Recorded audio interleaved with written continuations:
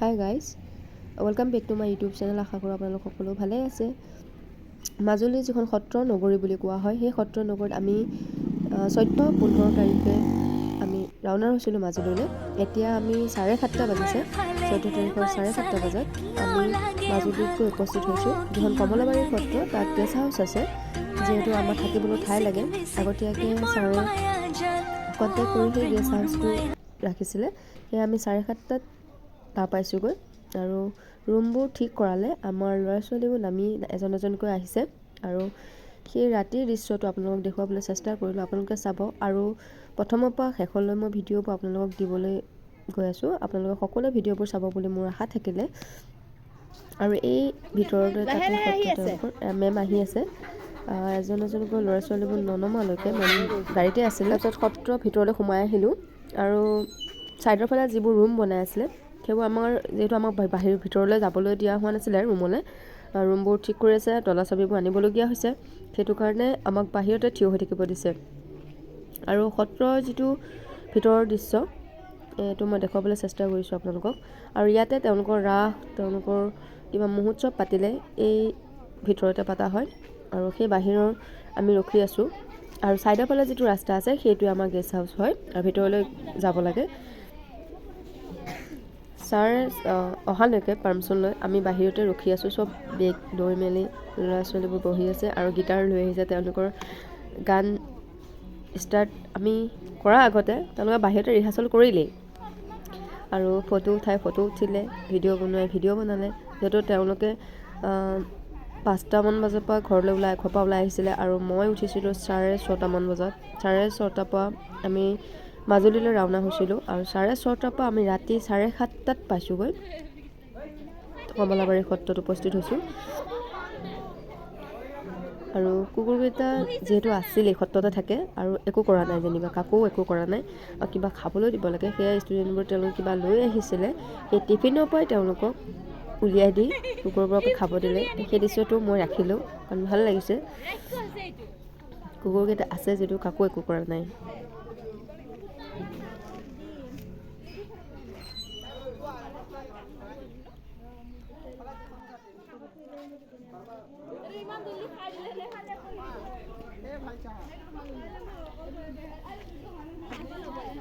তেওঁলোকক যদিও আমাৰ ওচৰতে খাবলৈ দি আছে, কিন্তু কাকো তেনেকৈ ডিষ্টাৰ্ব দিয়া নাই। তাৰপিছতে ল'ৰা ছোৱালীবোৰ 13 ঘণ্টা যিহেতু জাৰ্ণি কৰিলে, তেওঁলোকৰো আমনি লাগিছে, ভাগৰ লাগিছে। আৰু যিটো বেগবোৰ লৈ গৈছে, সেই বেগবোৰ তেওঁলোকে ৰখাই ল'ব লগা হৈছে। সেইকাৰণে সিহঁতৰো আমনি লাগিছে বাৰু। যিয়ে নহওক ৰুমলৈ গৈ আছে আৰু তেওঁলোকৰ ৰেষ্ট ল'ব। আৰু ৰেষ্ট লৈ কিন্তু কি হয় আপোনালোকে চাবলৈ নাপাহৰিব। ৰেষ্ট লোৱাৰ পিছত সিহঁতৰ এনাৰ্জিটো কিমানখিনি বাঢ়িলে আৰু তাৰপিছৰ সময়খিনি কি হ'ল মই আপোনালোকক দেখুৱাবলৈ চেষ্টা কৰিম। মই আগৰ যিটো ভিডিঅ' দিছোঁ, সেইটো ভিডিঅ'ত আছে তেওঁলোকে যিবোৰ প্ৰগ্ৰাম কৰিছিলে। এয়া আমি গৈ পোৱাৰ পিছত কি কৰিলোঁ আপোনালোকে চাবলৈ নাপাহৰিব। এইটো ভিতৰৰ দৃশ্য হয়, সত্ৰৰ ভিতৰৰ দৃশ্যটো ভালেই ৰাখিছে, বৰ ধুনীয়াকৈ ৰাখিছে।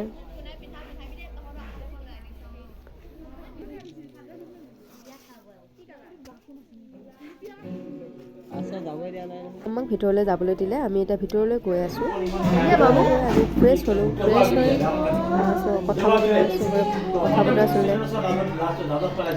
চলাৰ পিছত মেমে যিহেতু বহুত ধুনীয়া গান গাবলৈ জানে আৰু সেইটো কাৰণে গীটাৰ লৈ আহিছিলে আমাৰ ষ্টুডেণ্টবোৰে। গীটাৰ লৈ বহিলোঁ, আমি তাতে কথা পাতি থাকোঁতে কি কৰিম এতিয়া আমি ফ্ৰেছ হ'লোঁ। ফ্ৰেছ হোৱাৰ পিছত এতিয়া কি কৰিম, তাৰপিছত মই ভাবিলোঁ এতিয়া মেমে বহুত ধুনীয়া গান জানে, গান মেমকে গাবলৈ দিওঁ।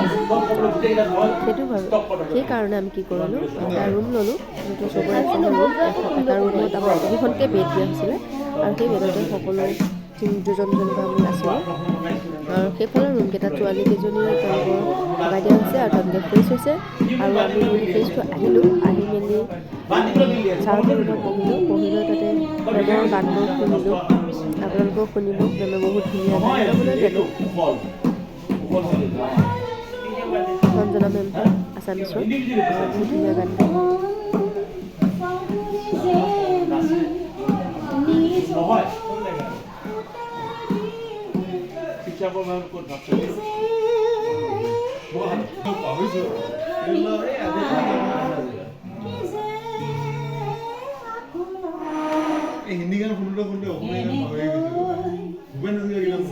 মেমৰ গান হোৱাৰ কাষতে আমি কৰিলোঁ ব'লা বাহিৰলৈ যাওঁ। বাহিৰলৈ গৈ তেওঁলোকক সকলোখিনি ষ্টুডেণ্টক বাহিৰলৈ লৈ আহিলোঁ আৰু এইফালে বনফায়াৰ। ছাৰে ভাবিছে ইমান ঠাণ্ডাত আহিছোঁ যেতিয়া ভাবো ছাৰে জুই লগাই দিলে। জুই লগাই দি ল'ৰা ছোৱালীখিনি বাহিৰলৈ উলিয়াই নিলোঁ আৰু তাৰপিছত তেওঁলোকৰ যিটো প্ৰগ্ৰাম কৰিলে মানে এইটো স্মৃতি আৰু পাহৰিব নোৱাৰা, বহুত ধুনীয়া। তো ভবাই নাছিলোঁ যে ইমান ধুনীয়া এটা দিন পাৰ কৰিম আৰু আমি ভাবিহে আছিলোঁ যে কি কৰিম কি নকৰিম। তাৰপিছত ল'ৰা ছোৱালীখিনি বাহিৰলৈ আহি যিটো আন্তাক্ষৰী খেলিলে, যিটো কম্পিটিশ্যন খেলিলে, গান মানে ইমান ধুনীয়া এনজয়মেণ্ট কৰিলে সিহঁতে। এই স্মৃতিটো পাহৰিব নোৱাৰোঁ। বহুত পিকনিক গৈছোঁ, ল'ৰা ছোৱালীলৈ বহুত গৈছোঁ, এক্সকাৰ্ছন বহুত গৈছোঁ, কিন্তু যদিও বহুত গৈছোঁ কিন্তু এই ৰাতি যিটো নিশা আমি পাৰ কৰিলোঁ গেষ্ট হাউচত, বাহিৰত যিটো মাজুলীৰ সত্ৰৰ কমলাবাৰী সত্ৰৰ বাহিৰত যিটো স্মৃতি পাৰ কৰিলোঁ সেইটো সঁচাই পাহৰিব নোৱাৰা। জুইৰ কাষত ইমান ধুনীয়া এটা দৃশ্য আপোনালোকে চাব, সঁচাই পাহৰিব নোৱাৰা দৃশ্য। তেওঁলোকৰ যোৱাৰ পিছত বহুত ভাল লাগিলে আৰু সেইফালে আমাৰ ভাতবোৰ ৰান্ধি আছিলে, ৰান্ধি থকা আমি ছাইডতে জুই লগাই দিলে আৰু জুই লগাই সিহঁতৰ যিবোৰ কথা বতৰা সেই মাজতে ফূৰ্তি আৰু ল'ৰা ছোৱালীবোৰৰ যিটো মানে এনজয়মেণ্ট বহুত ভাল লাগিলে। আপোনালোকে চাব, ইমান ধুনীয়াকৈ প্ৰগ্ৰামটো কৰিলে। ধন্যবাদ।